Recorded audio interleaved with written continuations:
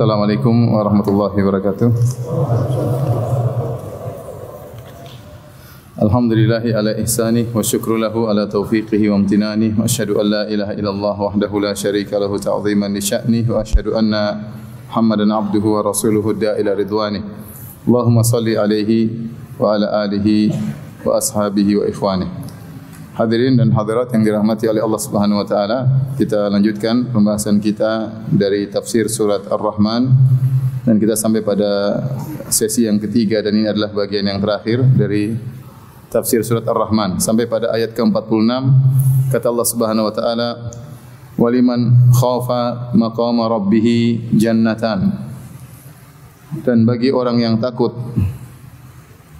terhadap Allah Subhanahu wa taala, baginya dua surga. Ayat 46 ini Allah Subhanahu wa taala sebutkan setelah Allah menyebutkan tentang bagaimana kondisi orang-orang yang masuk dalam neraka jahanam, bagaimana mereka dihinakan dan bagaimana mereka disiksa. Setelah itu Allah menyebutkan lawannya tentang kenikmatan surga. Dan begitulah metode Al-Qur'an. Biasanya setelah menyebutkan tentang penghuni neraka, maka menyebutkan tentang penghuni surga. Setelah menyebut azab neraka, menyebutkan tentang kenikmatan yang ada di surga. Pada ayat 46 ini Allah menyebutkan, dan bagi orang yang takut maqama rabbih, dia akan mendapatkan dua surga. Maqama rabbih, sebagaimana dijelaskan oleh para ulama, maqam diambil dari kata al-qiyam. Ada yang mengatakan masdar mimi dari al-qiyam. Dan ayat ini bisa ditafsirkan dengan dua tafsiran. Yang pertama, bagi orang yang takut, qiyam artinya berdiri, yaitu bagi orang yang takut dia berdiri di hadapan Rabb-Nya pada hari kiamat kelak. Dia takut akan hari kiamat. Dia yakin pada suatu saat dia akan berdiri disidang oleh Allah Subhanahu wa taala dan akan diminta pertanggungjawaban atas segala apa yang pernah dia lakukan, yang pernah dia ucapkan, yang pernah dia lihat, yang pernah dia dengar, yang pernah dia tulis, semuanya akan dimintai pertanggungjawaban oleh Allah Subhanahu wa taala. Maka tatkala dia mengingat akan hal tersebut, bahwasanya suatu hari dia akan berdiri di hadapan Allah, mempertanggungjawabkan itu semua, maka dia pun takut kepada Allah Subhanahu wa taala dan dia khawatir dengan hari tersebut. Yang tentunya kekhawatirannya, ketakutannya tersebut menjadikan dia akan berhati-hati dalam bertindak, berucap, berkata-kata, menulis, berkomentar, mendengar, melihat di dunia ini. Karena dia tahu dia akan berdiri di hadapan Rabb-Nya, bertanggungjawabkan itu semua. Ini tafsiran yang pertama. Tafsiran yang kedua, qiyam maksudnya kembali kepada Allah Subhanahu wa taala. Ya, Allah yang mengurus dia, memperhatikan dia, seperti firman Allah Subhanahu wa taala, "Afaman huwa qa'imun ala kulli nafsin bima kasabat." Dan apakah Allah Subhanahu wa taala yang dia mengurusi setiap jiwa tentang apa yang mereka lakukan, yaitu Allah memperhatikan dia, Allah melihat apa yang dia lakukan, Allah menyuruh malaikat mencatat apa yang dia kerjakan, sehingga timbul rasa takut dari sang hamba karena dia tahu bahwasanya dia senantiasa diawasi oleh Allah Subhanahu wa taala. Ini dua tafsiran dari ayat ini. Ayat pertama, dia takut nanti dibangkitkan pada hari kiamat, minta pertanggungjawaban. Yang kedua, dia takut tatkala di dunia ini dia sadar bahwasanya dia sedang diawasi oleh Allah Subhanahu wa taala. Oleh kerana kalau kita baca perkataan para salaf tentang ayat ini, banyak mereka menafsirkan bahwasanya orang ini yang Allah puji dalam ayat ini adalah orang yang hamma bil ma'siyah. Dia ingin maksiat, ingin melihat yang haram, ingin meminum yang haram, ingin makan yang haram, ingin menjalin hubungan yang haram, tetapi dia ingat Allah Subhanahu wa taala, maka dia takut kepada Allah Subhanahu wa taala, maka dia meninggalkan perbuatan tersebut, maka baginya dua surga. Ya, maka seorang kalau tergerak hatinya untuk bermaksiat, entah mendengar yang haram, entah melihat yang haram, entah mengucapkan yang haram, entah makan haram, entah menerima gaji haram, apa saja yang merupakan maksiat, maka dia ingat ayat ini. Bahwasanya kalau dia tinggalkan maksiat tersebut, maka dia masuk dalam ayat ini, waliman khafa maqama rabbih jannatan. Dan bagi orang yang takut kepada Rabb-Nya mendapatkan dua surga. Dan ini dalil bahwasanya amalan hati adalah ibadah yang agung. Allah menyebutkan orang ini mendapatkan 2 surga, Allah tidak menyebutkan amalan yang lain. Allah cuma menyebut satu amalan, yaitu al-khauf, dia takut kepada Allah Subhanahu wa taala.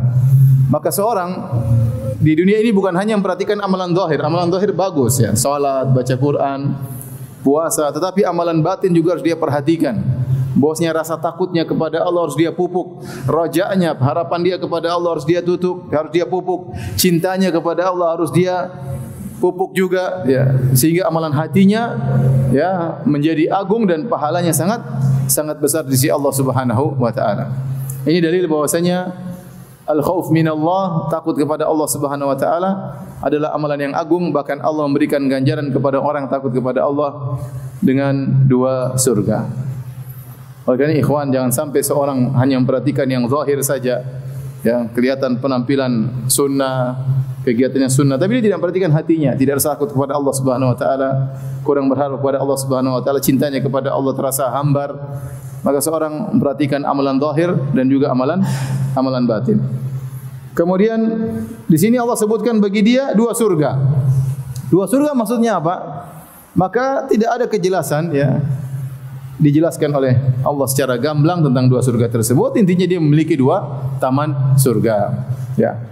Ada yang mengatakan satunya adalah jannatu adn, satunya jannatu naim, satunya surga keabadian, satunya surga kenikmatan. Ada yang mengatakan satunya jannah min zahab, satunya jannah min fiddah, taman dari emas, satunya taman dari perak. Ini semua hanyalah pendapat para ulama tafsir tatkala ingin menyatakan bahwasanya orang ini memiliki 2 surga.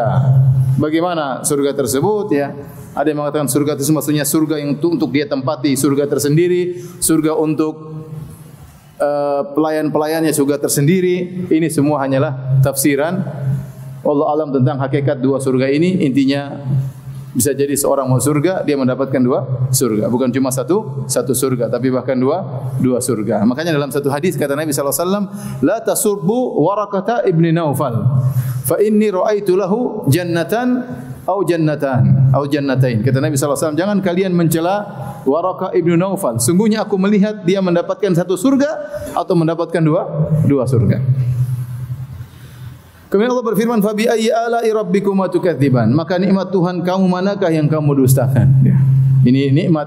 Allah ingatkan, motivasi bagi orang-orang untuk meninggalkan maksiat agar ingat kepada Allah Subhanahu wa taala tatkala dia bersendirian, mau maksiat, mau melihat yang haram, mau mendengar yang haram, ya, mau kontak orang lain, hubungan relasi yang haram, ya, maka dia ingat tentang keagungan Allah Subhanahu wa taala, maka bagi dia 2 surga.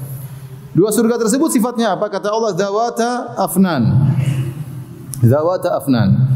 Kedua surga itu memiliki afnan. Afnan ini bisa diambil dari fan, sehingga artinya maknanya laun. Zawata alwan, yaitu kedua surga itu memiliki warna-warni yang indah, bermacam-macam warna-warninya.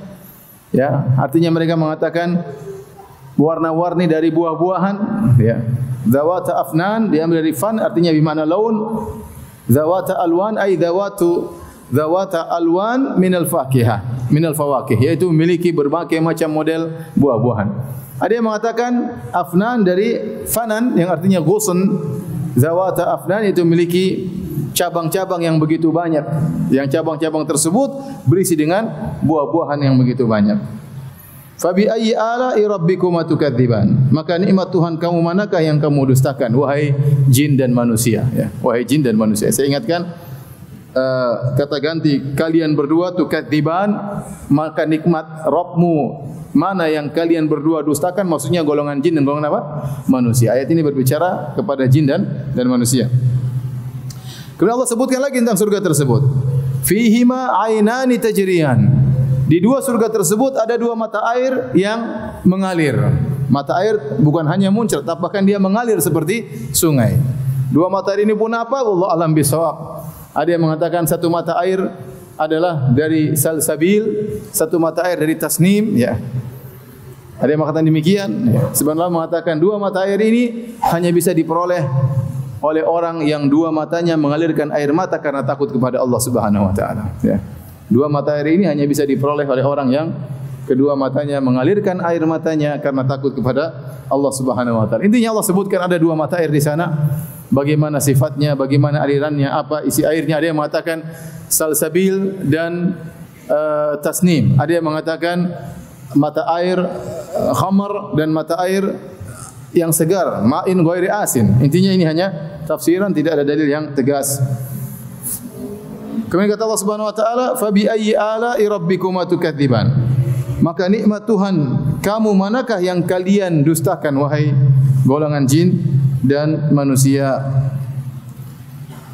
Kemudian kata Allah Subhanahu wa taala, "Fihima min kulli fakihatin zaujan." Dalam kedua surga tersebut terdapat segala macam buah-buahan yang berpasang-pasangan. Setiap buah berpasang-pasangan ya. Berpasangan maksudnya apa ya? Wallahu a'lam bishawab. Ada yang mengatakan kalau di dunia mungkin kita bilang satu manis, satu pahit ya. Ya, kita enggak tahu di surga kayak apa, intinya berpasang-pasangan. Tapi kata para ulama semua buah-buahan manis. Pasang-pasangan ini maksudnya apa? Tapi ada dua model. Setiap buah Allah jadikan dua model ya. Dua modelnya seperti apa? Wallahu a'lam bishawab ya. Ini kebanyakan wallahu a'lam bishawab, kita enggak tahu ya. Nanti masuk surga baru antum tahu. Kemudian kita lanjutkan. Fa bi ayyi ala'i rabbikuma tukadziban? Maka nikmat Rabb kalian manakah yang mau kalian dustakan? Allah sebutkan muttaqiina ala furushin batainuha min istabaraq. Mereka dalam kondisi bertelekan di atas furush. Furush jamak dari firash. Furush itu kata plural dari firas. Firas asalnya ma yufrashu alaihi, artinya permadani. Artinya semacam karpet yang diletakkan di atas tanah. Ini bahasa asalnya firash. Ya, yang kata Allah Subhanahu wa taala batainuha min istabaraq. Yang firash tersebut, permadani tersebut bagian bawahnya terbuat dari kain sutra yang halus. Kain sutra yang halus. Allah tidak sebutkan atasnya terbuat dari apa. Allah hanya sebutkan firash tersebut bawahnya terbuat dari kain sutra yang begitu indah, begitu halus. Kata para ulama Allah tidak sebutkan atasnya karena disembunyikan oleh Allah tentang kenikmatan tersebut. Cukup kita tahu kalau bawahnya yang nempel dengan tanah saja terbuat dari apa?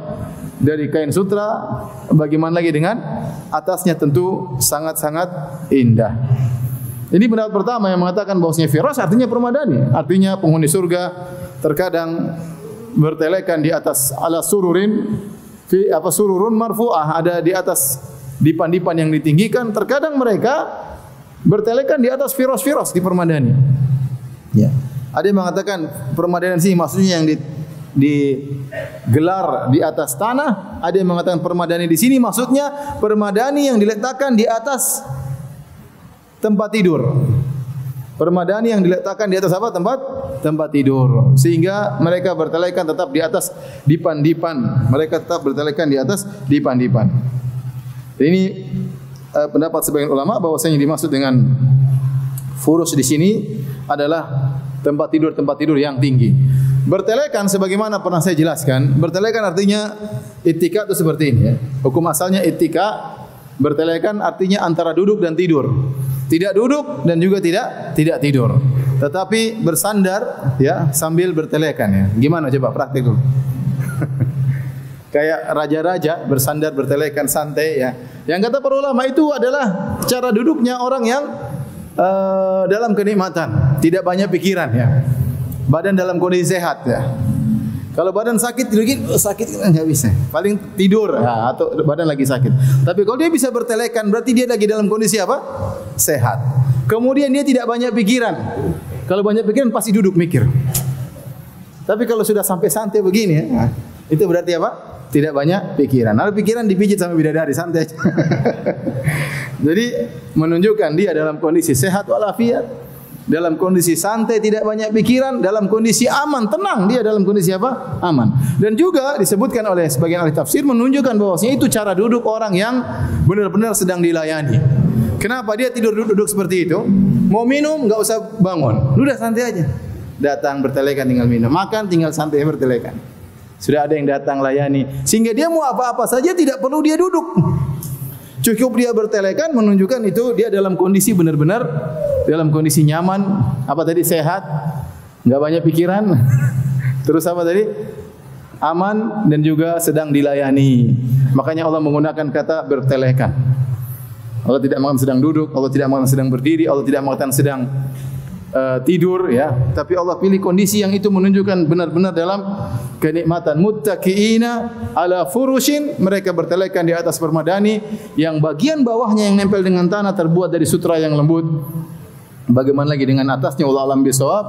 Wa janal jannataini, dan buah-buahan di kedua surga itu dapat dipetik dari dekat. Mereka dalam kondisi bertelekan bisa memetik buah. Sebagaimana sudah kita jelaskan, bahwasanya dahan-dahan tersebut mendekat kepada penghuni surga. Ya, mungkin dia enggak usah petik, dahannya masuk sendiri, bisa jadi. Pokoknya dia santai aja, enggak usah banyak gerak, pokoknya datang sampai dahan-dahan tersebut, pohon-pohon yang tinggi dahannya turun menuju kepada dia. Dan itu semua mungkin bagi Allah Subhanahu wa taala. Maka Allah Subhanahu wa taala, "Fa bi ayyi ala'i rabbikuma tukadziban?" Maka nikmat Tuhan kaum manakah yang mau kalian dustakan? Setelah itu Allah sebutkan tentang para bidadari. Perhatikan kata Allah Subhanahu wa taala. Fihinna. Fihinna itu bahasa Arabnya artinya, kata Allah, fihinna qasiratut tarf. Pada mereka ada wanita-wanita yang menundukkan pandangan mereka. Lam yatamithunna insun qablahum wala jan. Mereka tidak pernah disentuh oleh manusia sebelum mereka dan juga tidak pernah disentuh oleh jin.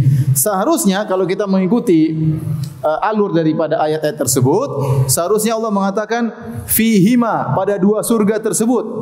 Pada dua surga tersebut Allah menggunakan kata ganti dua, karena Allah sedang berbicara tentang jannatan, tentang dua surga yang diperoleh oleh orang yang takut kepada Allah. Mestinya kalau kita ngikutin secara bahasa, Allah mengatakan fihima, pada dua surga tersebut ada bidadari-bidadari yang cantik jelita. Ternyata Allah tidak mengatakan fihima, bukan pada keduanya, tapi Allah mengatakan pada mereka. Mereka itu maksudnya apa? Kembali kepada furush. Kata ganti hinna itu kembali kepada furush. Furush artinya jadi permadani-permadani yang bertebaran-bertebaran banyak. Jadi ternyata kalau nanti masuk surga, setiap permadani ini ada bidadarinya. Paham tidak? Jangan pura-pura tidak paham ya. Antum masuk surga, tersebar permadani-permadani, paham? Setiap permadani ada bidadari nongkrong di situ. Paham? Makanya Allah mengatakan, antum paham banget ya. Fihinna qasiratut tarf. Ini diingatkan oleh Imam Al-Qurtubi rahimahullah dalam tafsirnya. Allah tidak mengatakan pada dua surga ada bidadari, tapi Allah mengatakan pada permadani-permadani tersebut ada bidadari-bidadari. Apa sifat bidadari? Sifat bidadari tersebut, kata Allah Subhanahu wa taala, fihinna qasiratut tarf. Bidadari-bidadari yang menundukkan pandangan. Di sini secara umum ada dua tafsiran. Tafsiran pertama, qasiratut tarf artinya para bidadari tersebut saking cantik jilitannya membuat suami mereka sudah sangat puas melihat mereka, sehingga dia menundukkan pandangan, maksudnya menundukkan pandangan suami mereka. Sang bidadari menundukkan pandangan suaminya, sehingga suaminya tidak perlu melirik lagi kepada wanita lain. Saking cantiknya, saking indahnya sang bidadari. Ya. Tidak seperti di dunia, ya. Ya, lelaki terkadang sudah punya istri yang sangat cantik jelita, masih nengok yang lain, ya. Masih nengok yang lain. Karena tidak ada kesempurnaan di atas muka bumi ini. Meskipun istrinya sudah sangat cantik, sudah sangat mulia akhlaknya, tetap saja namanya lelaki masih saja ngelirik kepada yang lain, ya. Tetapi tatkala di surga, ya, setiap bidadari yang dia lihat, dia sudah puas. Setiap bidadari yang dia lihat, maka dia sudah tidak perlu melirik yang lain. Tetapi dia memiliki banyak bidadari. Masing-masing bidadari memiliki sifat tersebut. Mampu menundukkan pandangan suaminya karena saking sempurnanya sang bidadari. Ya.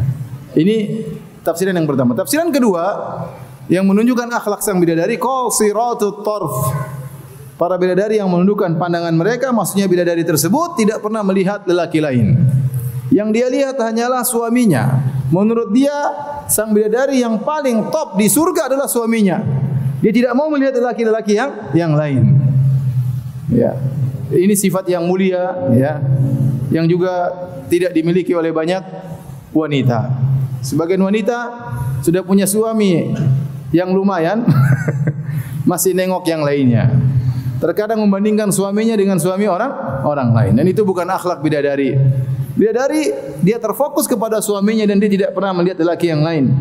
Antum bayangkan, ada wanita diciptakan tidak pernah melihat lelaki kecuali antum. Ya. Antum mukanya kayak apapun, antum tetap paling ganteng. Kenapa? Karena sang wanita tidak pernah lihat lelaki lain. Bagaimana dia membandingkan dengan lelaki lain? Ya. Apalagi ternyata penghuni surga dijadikan tampan oleh Allah Subhanahu wa taala.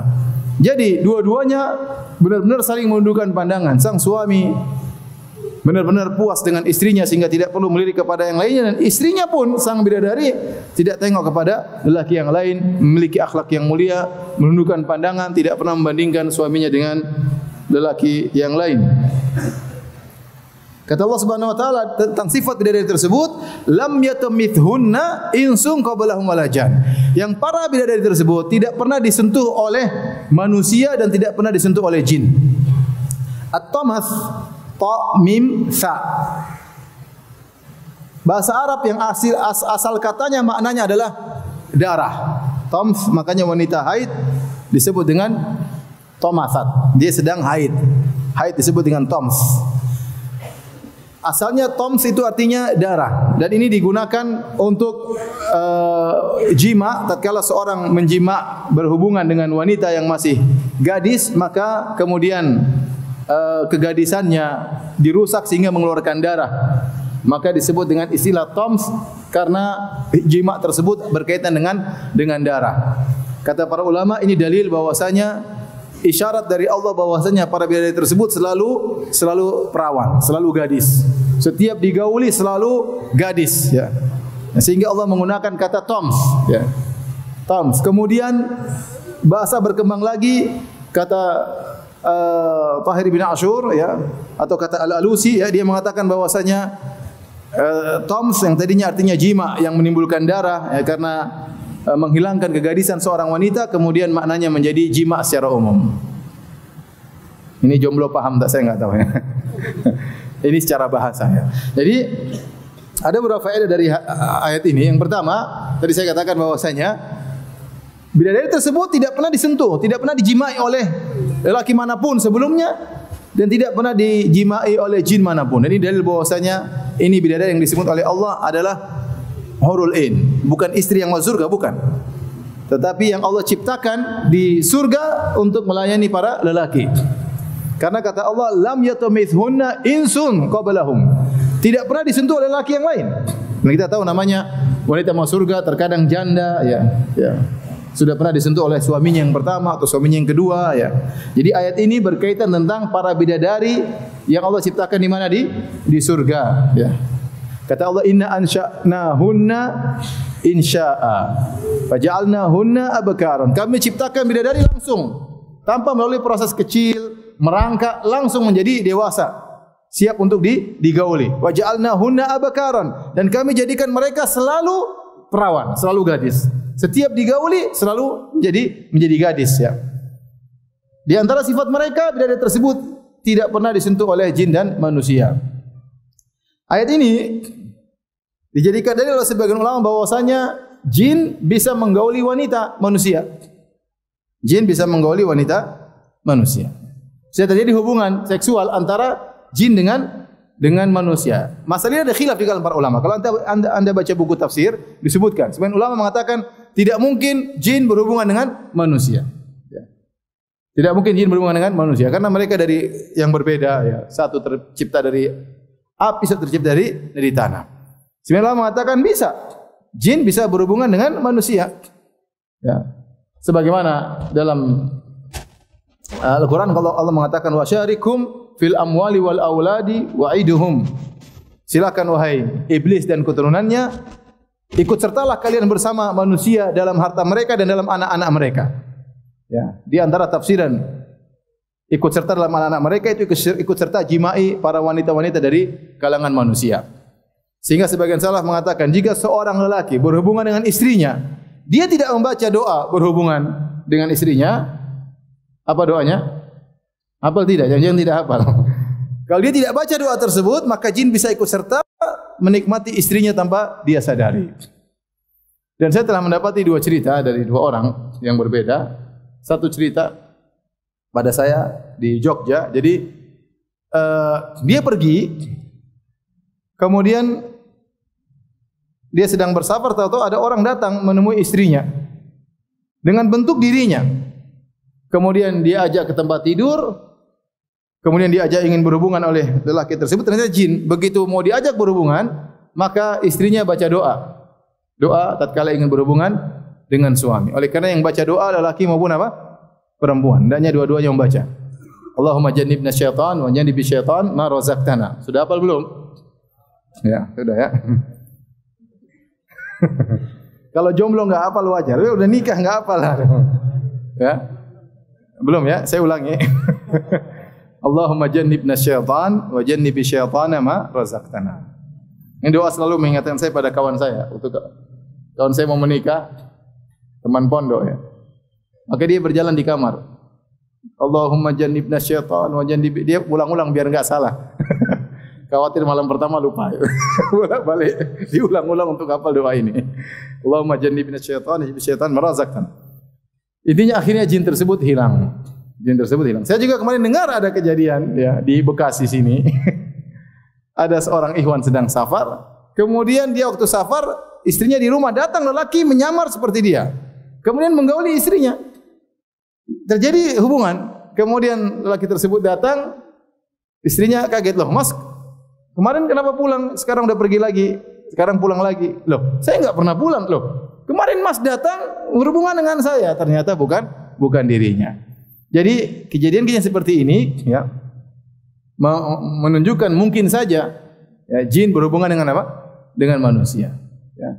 Bahkan beberapa kasus kita lihat terjadi jin masuk kepada diri manusia, jin lelaki masuk kepada wanita perempuan, ternyata ada hubungan cinta kasih di antara mereka. Ya. Nah, bagian sebagian wanita suka dengan jin lelaki karena jin tersebut bisa membentuk dirinya menjadi laki yang sangat tampan ya di hadapan sang wanita tersebut, sehingga terjadinya hubungan seksual antara jin dan manusia mungkin saja terjadi. Wallahu a'lam bishawab. Yang penting ini teman-teman saya sampaikan ada khilaf di kalangan para ulama. Kemudian juga para ulama membahas apa hukumnya jin menikah dengan laki-laki, jin menikah dengan manusia. Apa hukumnya? Ada khilaf di kalangan para ulama. Ada yang mengatakan hukumnya haram, Imam Ahmad dan juga Hanafiyah. Ada yang mengatakan makruh seperti Imam Malik, dan ada yang mengatakan boleh menurut sebagian ulama madhab. Ya. Yang benar apa? Yang benar jangan macam-macam ya. Udah ya, masih banyak janda yang belum dinikahi, masih banyak gadis yang nanti cari-cari jin ngapain nih? Terus walinya siapa? Walinya iblis. Nikah sama jin. Dan ini kalau kita buka pintu ini bahaya. Nanti kenapa? Bisa jadi ada seorang wanita mengandung. Ente zina ya? Oh, enggak, suami saya jin. Repot kan? Repot. Oleh karenanya saya lebih condong bahwasanya hukumnya haram. Tidak boleh, karena Allah menyebutkan tentang pernikahan adalah azwajan min anfusikum. Allah menjadikan istri-istri untuk kalian dari jenis kalian, yaitu manusia dengan apa? Manusia, jin dengan jin. Baik, faedah lagi dari ayat ini menunjukkan bahwasanya qasiratut tarf, bidadari tersebut, Allah mengatakan itu bidadari dari kalangan manusia. Ya, Allah ciptakan bidadari yang cocok untuk manusia dan Allah juga ciptakan bidadari yang cocok untuk jin. Karena ayat ini berbicara kepada jin dan manusia. Waktu Allah berbicara tentang bidadari juga, berarti bidadari untuk jin dan bidadari untuk apa? Manusia. Ini dirajikan oleh banyak ulama. Qasiratut tarf, bidadari yang menundukkan pandangan. Ini tentang bidadari buat manusia yang mau surga dan juga bidadari buat jin yang masuk apa? Surga. Masing-masing memiliki sifat tersendiri. Karena kita tahu yang diberi beban untuk beribadah kepada Allah dari makhluk Allah cuma dua, itu jin dan manusia, jin dan manusia. Maka sebagaimana jin beribadah di dunia sebagaimana manusia, maka di akhirat pun demikian. Ada manusia yang mau surga, ada jin yang mau surga. Ada manusia masuk neraka, ada jin masuk neraka. Wa laqad dzara'na li jahannama katsiran minal jinni wal insi. Lahum qulubun la yafqahuna biha, wa lahum a'yunun la yubsiruna biha, wa lahum adhanun la yasma'una biha. Ulaika kal an'ami bal hum adall. Kata Allah, sungguh kami telah penuhi neraka jahanam dengan banyak jin dan manusia. Mereka memiliki hati tidak mereka gunakan untuk berfikir. Mereka memiliki mata untuk tidak melihat hal yang baik. Mereka memiliki telinga mereka tidak gunakan untuk mendengar ayat-ayat Allah Subhanahu wa taala. Ulaika kal an'am, mereka itu seperti binatang ternak, balhum adall, bahkan mereka lebih sesat daripada binatang ternak. Oleh karenanya sebagaimana jin masuk neraka, jin-jin yang tukang maksiat masuk neraka, maka jin-jin yang taat juga masuk surga. Apalagi setelah itu Allah berkata, "Fa bi ayyi ala'i rabbikuma tukadziban?" Nikmat mana dari Rabb kalian yang kalian dustakan wahai jin dan manusia? Berarti seluruh ayat ini berkaitan dengan jin dan apa? Manusia.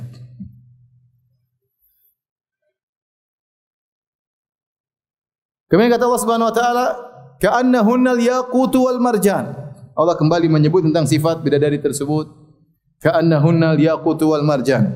Bahwasanya para bidadari tersebut seperti al-yaqut dan al-marjan. Al-yaqut seperti permata yang bening, ya, seperti intan berlian yang bening.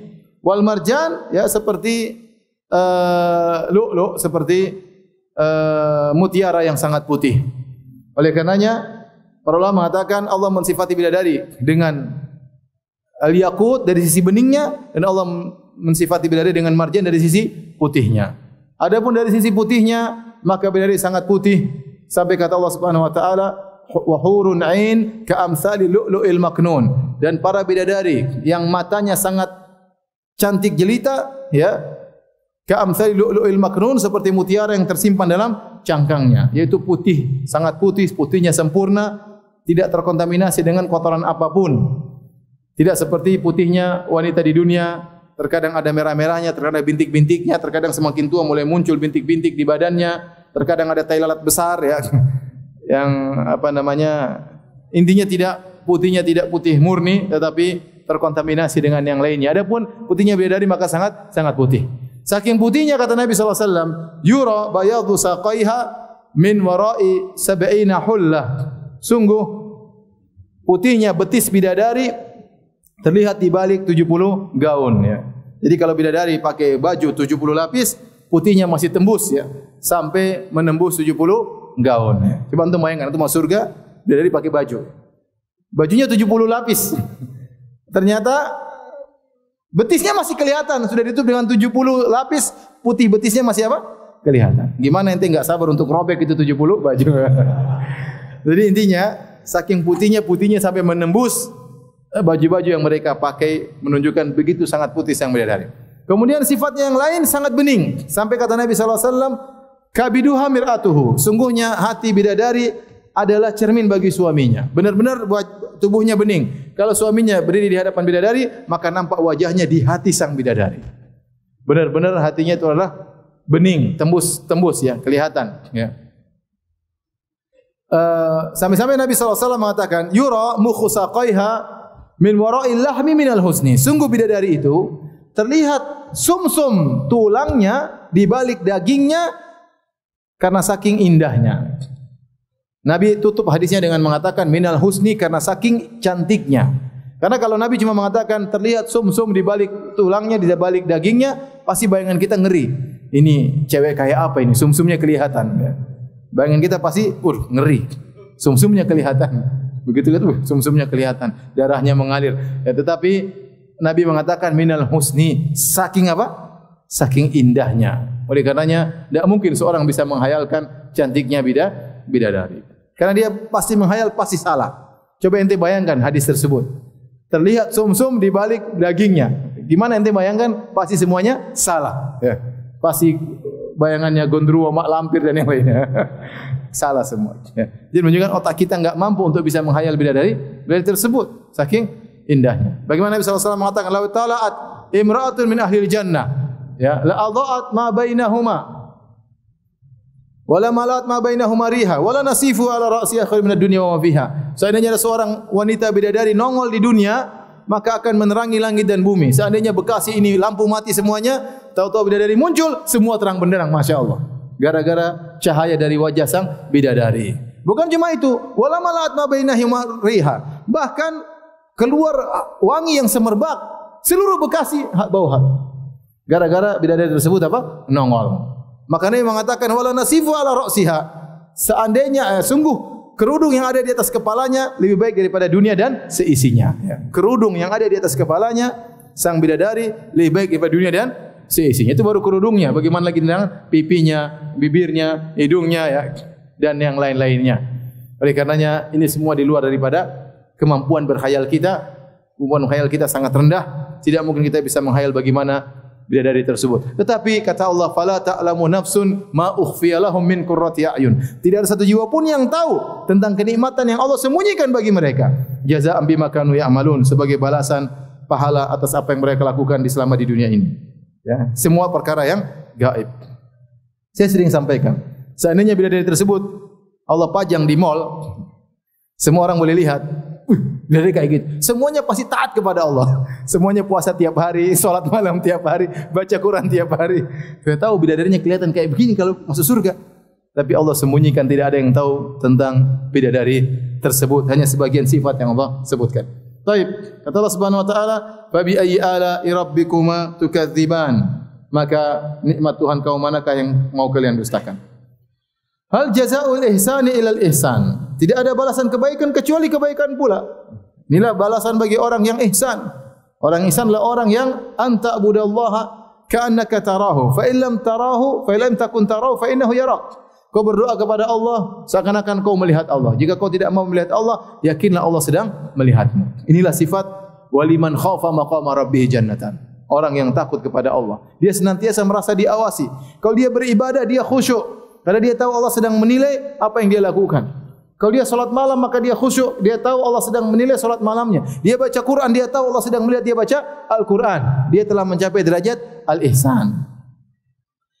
Fabi ayyi ala'i rabbikuma tukadziban, maka nikmat Rabb kalian manakah yang mau kalian dustakan wahai jin dan manusia. Allah sebutkan setelah itu jenis surga yang lain. Wa min dunihima jannatan. Di bawah dua surga tadi ada dua surga yang lain. Para ulama khilaf tentang dua surga yang lain ini maksudnya apa? Apakah setiap orang yang takut kepada Allah 4 surganya, 2 surga modelnya begini, ada 2 surga tambahan yang modelnya begini? Ada yang mengatakan demikian, setiap orang yang takut mendapat 4 surga. 2 surga tempat dia tinggal, 2 surga di luar pagar untuk dia jalan-jalan misalnya. Untuk ketemu siapa, kayak intinya 2 surga. Ya. Ada yang mengatakan 2 surga agak tinggi, 2 surga dia agak turun. Intinya 4 surga ini milik dia seluruhnya. Namun kebanyakan salah mengatakan maksudnya ini adalah 2 surga bagi orang yang derajatnya di bawah. Karena surga bertingkat-tingkat.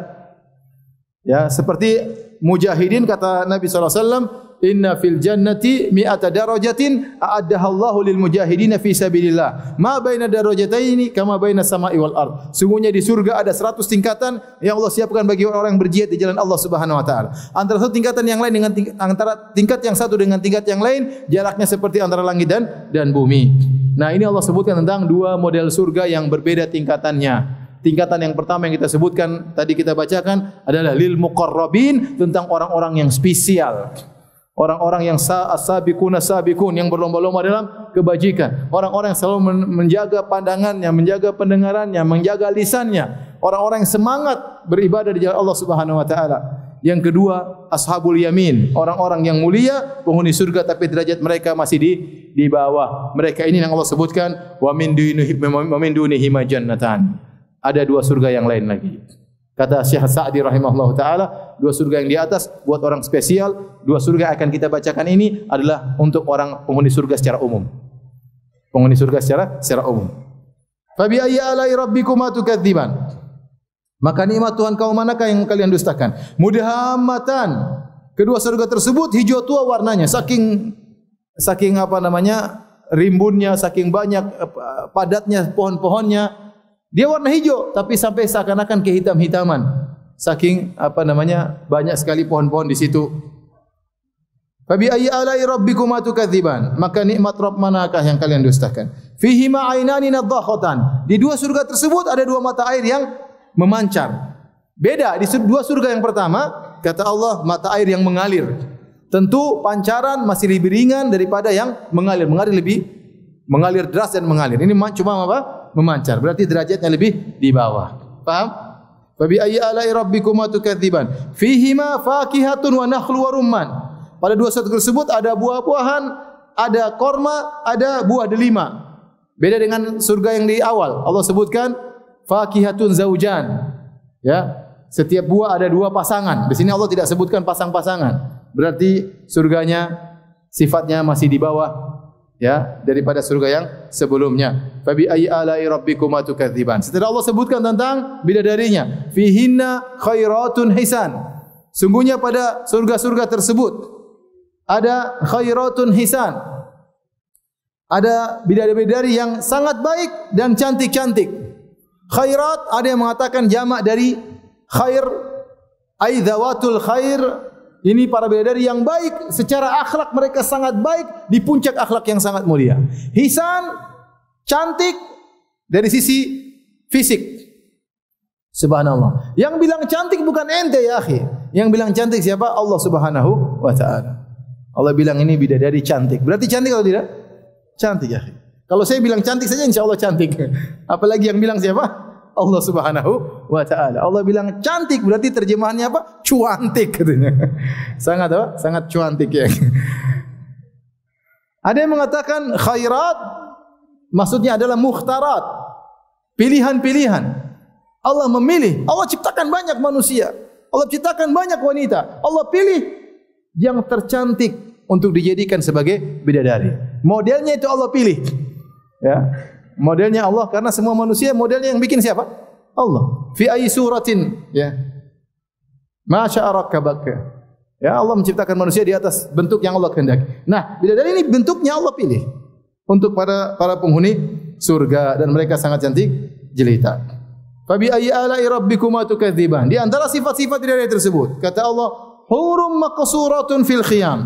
Mereka adalah bidadari hur, yaitu matanya sangat putih dan bola matanya sangat hitam, yaitu bola hitam yang sangat hitam di dalam mata yang sangat putih dan matanya sangat menggoda. Hurun maqsuratun fil khiyam, yang mereka terpingit dalam kemah-kemah. Yang kemah-kemah tersebut dalam hadis disebutkan terbuat bukan dari kemah dari kulit tetapi kemah dari mutiara raksasa yang luasnya begitu sangat luas. Disebut kemah oleh Allah Subhanahu wa taala, bentuknya seperti apa Allah alam bisawab. Ternyata bidadari sudah menunggu di situ, tidak keluyuran sana sini. Nunggu suaminya kapan datang. Allah ciptakan bidadari tersebut untuk melayani para penghuni surga dan mereka selalu terpingit dalam kemah-kemah. Beda dengan bidadari sebelumnya. Bidadari sebelumnya kata sebagian ulama lebih afdal. Mereka tidak terpingit tetapi mereka selalu tundukkan pandangan. Tidak melihat kecuali kepada suaminya. Adapun bidadari ini memang mereka tidak keluyuran sehingga mereka yang lihat hanya suaminya karena mereka terpingit dalam kemah-kemah. Dan ini adalah kenikmatan luar biasa seorang suami setiap pulang ke rumahnya mendapati istrinya menantikan dirinya di rumah. Bukan pulang ke rumah ternyata istrinya lagi keluyuran di tetangga, lagi ngerumpi sama tetangga. Tidak pulang ke rumah ternyata istrinya lagi tidak menanti tapi sedang kenapa pulang Mas? Kok cepat pulangnya Mas? Sebagian wanita seperti itu, suaminya pulang cepat, kenapa pulang Mas? Kayak seakan-akan kepulangan suaminya mengganggu apa? Mengganggu dirinya. Azan dulu deh. Tinggal sedikit sebenarnya. Tapi enggak apa ya. Oke, silakan.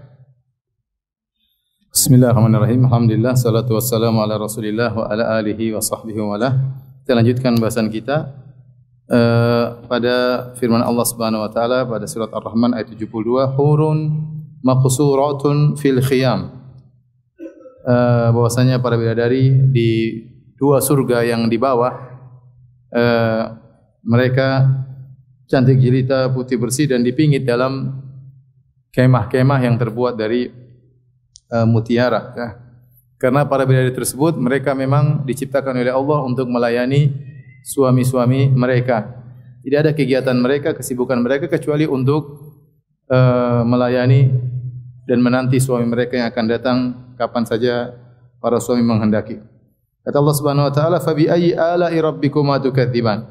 Maka nikmat Tuhan kamu yang manakah yang kamu dustakan? Lam yatamithunna insun qablahum wala jan. Sama sudah kita bahas, para bidadari tersebut tidak pernah disentuh sebelumnya oleh manusia dan juga tidak pernah disentuh oleh jin. Fa bi ayyi ala'i rabbikuma tukadziban? Maka nikmat Tuhan kamu manakah yang kamu dustakan? Muttaqiina ala rafrafin khudrin wa abqariyin hisan. Mereka para penghuni surga bertelekan di atas rafraf. Rafraf ini ada beberapa pengertian, ada yang mengatakan permadani, ada yang mengatakan bantal-bantal ya, zarabi ya. Intinya mereka bertelekan di atas bantal-bantal yang berwarna hijau, wa abqariyin hisan, dan permadani yang indah, karpet-karpet yang sangat indah. Fabi ayyi ala'i rabbikuma tukadziban? Maka nikmat Tuhan kamu manakah yang kamu dustakan? Tabarakasmu rabbika dzil jalali wal ikram. Maka maha agung nama Tuhanmu yang punya kebesaran dan karunia. Jadi sungguh surat Ar-Rahman Allah buka dengan Ar-Rahman, Allah yang maha pengasih lagi maha penyayang.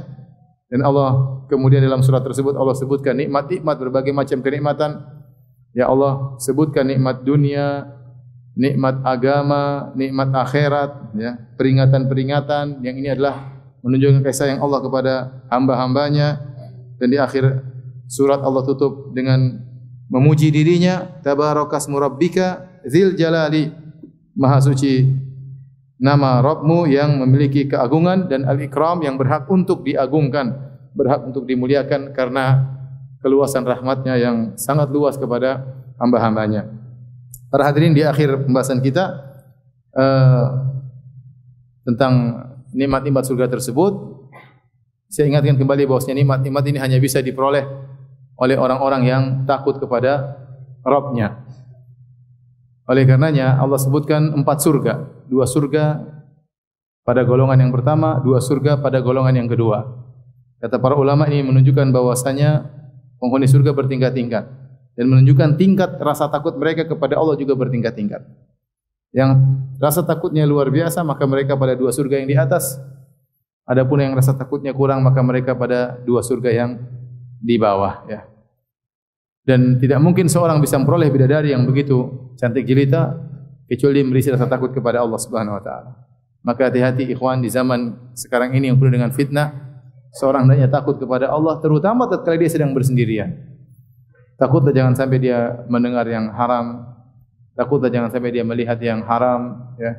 Berkomentar dengan komentar yang haram, maka dia takut kepada Allah agar dia bisa memperoleh bidadari-bidadari ini. Sebagaimana dalam hadis kata Nabi sallallahu alaihi wasallam, "Man syaribal khamra fid dunya lam yashrabal fi akhirah." Barang siapa yang minum khamr di dunia, dia tidak akan minum khamr tersebut di akhirat kelak. Wa man labisa al-harira fid dunya lam yalbashu fil akhirah. Barang siapa di dunia laki-laki pakai kain sutra, dia tidak akan memakai kain sutra di akhirat. Barang siapa yang memakai, ya, piring atau gelas dari emas dan perak, dia tidak akan pakai di surga kelak. Ini hadis Nabi sallallahu alaihi wasallam. Maka saya katakan barang siapa yang tidak menjaga kemaluannya, tidak menjaga pandangannya, kemudian dia menjalin hubungan dengan wanita yang tidak halal baginya, dikhawatirkan dia tidak mendapat bidadari di surga. Bidadari, ya, yang sangat cantik jelita, maharnya adalah ketakwaan, rasa takut kepada Allah, salat malam, tundukan pandangan, ya. Kita nikmati yang halal Allah halalkan bagi kita, Allah anugerahkan kita kepada kita istri, maka kita berusaha menyalurkan, ya, syahwat kita kepada yang halal.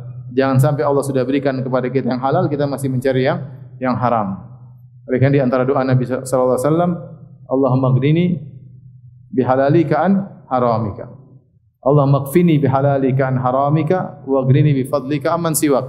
Allah cukupkanlah aku dengan yang halal sehingga aku tidak butuh dengan yang haram, ya. Demikian juga para wanita, untuk bisa menjadi ratu bidadari maka bersabar dalam kehidupan ini, bantu suami untuk bertakwa kepada Allah, sabar, ya, menghadapi para suami, berusaha untuk taat kepada mereka. Kehidupan hanya sebentar. Maka kalau anti bersabar, anti akan menjadi ratu bidadari melebihi para bidadari yang cantik, yang jelita yang sudah kita sebutkan sifat-sifatnya. Sebenarnya Allah mengatakan wanita kalau mau surga dia lebih afdal daripada para bidadari. Demikian kajian kita. Mohon maaf tidak ada tanya jawab. Insyaallah kita lanjutkan pekan depan dengan tafsir surat yang lain. Subhanakallah bihamdik asyhadu an la ilaha illa anta astaghfiruka wa atubu ilaik. Assalamualaikum warahmatullahi wabarakatuh.